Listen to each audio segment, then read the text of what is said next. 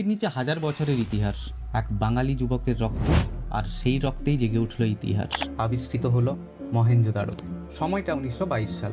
কলকাতা মিউজিয়ামের প্রত্নতত্ত্ব বিভাগের এক তরুণ সহকারী সুপারিনটেন্ডেন্ট, নাম রাখাল দাস বন্দ্যোপাধ্যায়। নিজের কাজের প্রতি অগাধ ভালোবাসা আর নিষ্ঠা তাকে নিয়ে গেল শুধু সিন্ধু প্রদেশের লারকানা জেলায়। চারিদিকে শুধুই ধ্বংসাবশেষ, আর লোকে ভাবতো এগুলো বড়জোর কয়েকশো বছরের পুরনো বৌদ্ধ স্তূপ। কিন্তু রাখাল দাস বন্দ্যোপাধ্যায়ের মনে তখন অন্য কিছু চলছিল। একদিন লারকানা জেলার সেই ধুধু প্রান্তরে একটি পুরনো মাটির জ্বালা বা কলস দেখতে পেলেন তিনি, আর কৌতূহল বশত ভেতরে হাত দিতেই আঙুলটা কেটে গেল ধারালো কিছুতে। প্রথমে ভেবেছিলেন কোনো বিষাক্ত সাপ বা বিচ্ছু আছে ভেতরে, কিন্তু জ্বালাটি উপর করতেই বেরিয়ে এলো ধারালো পাথরের ছুরি।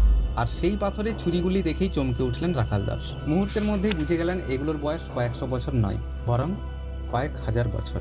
শুরু করলেন খনন কার্য, আর তাতেই মাটির নিচ থেকে একে একে বেরিয়ে এলো ভারতের প্রাচীনতম সভ্যতার নিদর্শন। এই বাঙালি যুবকের অদম্য জেদ আর মেধার কারণেই সারা বিশ্ব নতুন করে চিনল ভারতকে। আজ বাঙালি হিসেবে এই হারানো নক্ষত্রকে মনে রাখার দায়িত্ব আমার এবং আপনারও।